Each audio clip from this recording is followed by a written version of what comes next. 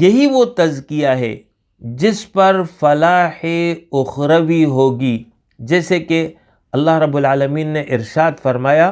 قد افلح من زکاہا،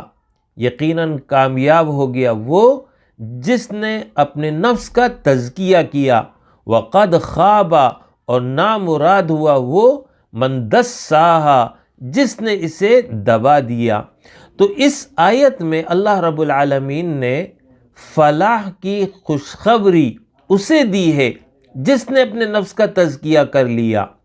اور ساتھ ہی یہ بتا دیا، وعید سنا دی کہ جس نے اپنے نفس کا تزکیہ نہیں کیا بلکہ اپنے نفس کو خواہشات کے نیچے دبا دیا، اس کی جو اچھائی کی خوبیاں تھی وہ جو ہے مغلوب اور کمزور ہو گئی اور اس پر اس کی خواہشات غالب ہو گئی، تو ایسا شخص نامراد ہو گیا۔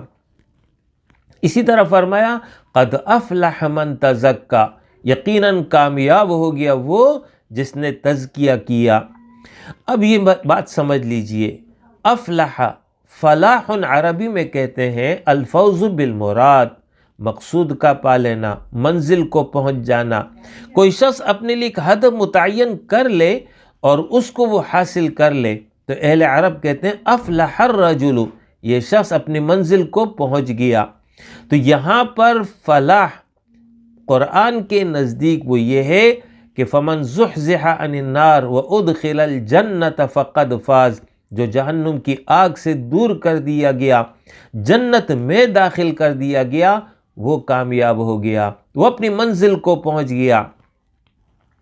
حقیقی زندگی آخرت کی زندگی ہے، دنیا کی زندگی یہ عارضی ہے، یہ وقت مہلت ہے، یہ وقت عمل ہے، یہاں کی خوشی بھی عارضی، یہاں کا غم بھی عارضی، لہٰذا حقیقی کامیابی اور حقیقی فلاح یہ ہے کہ انسان اخروی زندگی میں رب کی رضا اور جنت کو حاصل کر لے، یہ ہے وہ کامیابی۔ تو یہاں پر اللہ فرما رہا ہے کہ یہ رب کی رضا اور یہ جنت اسے حاصل ہوگی جس نے اپنے نفس کا تزکیہ کر لیا، اس کے نتیجے میں یہ مقام اور درجہ اسے حاصل ہوگا۔ اور اگر کوئی انسان اس سے محروم ہو رہ گیا تو پھر اس کے پاس جو کچھ بھی ہو اس کے نتیجے میں وہ کبھی فلاح نہیں پا سکتا بلکہ وہ نامراد ہوگا۔ اگر وہ طاقتور ہے تو طاقتور ہونے کے باوجود بھی ناکام ہوگا۔ فرعون طاقتور بادشاہ تھا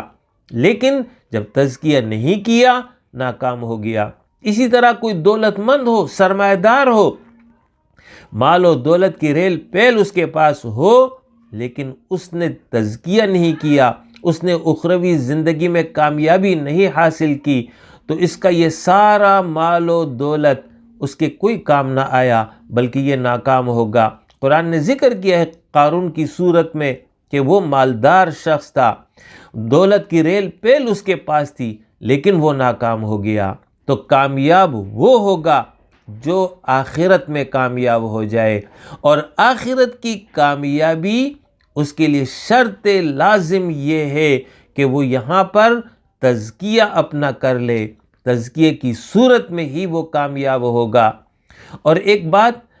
اللہ رب العالمین نے یہ بھی فرمائی ہے کہ جو شخص تزکیہ کرتا ہے، اپنے نفس کو پاک رکھتا ہے، صاف کرتا ہے، تو اس کا فائدہ اسی کو ہوتا ہے، یعنی یہ کسی اور پر احسان نہیں ہے۔ انما یتزکیٰ لنفسی، یہ تزکیہ وہ اپنے نفس کے لیے کر رہا ہے، اس کا فائدہ اسے ہی حاصل ہوگا۔ لہٰذا یہ وہ تزکیہ کی ضرورت تھی اور اہمیت تھی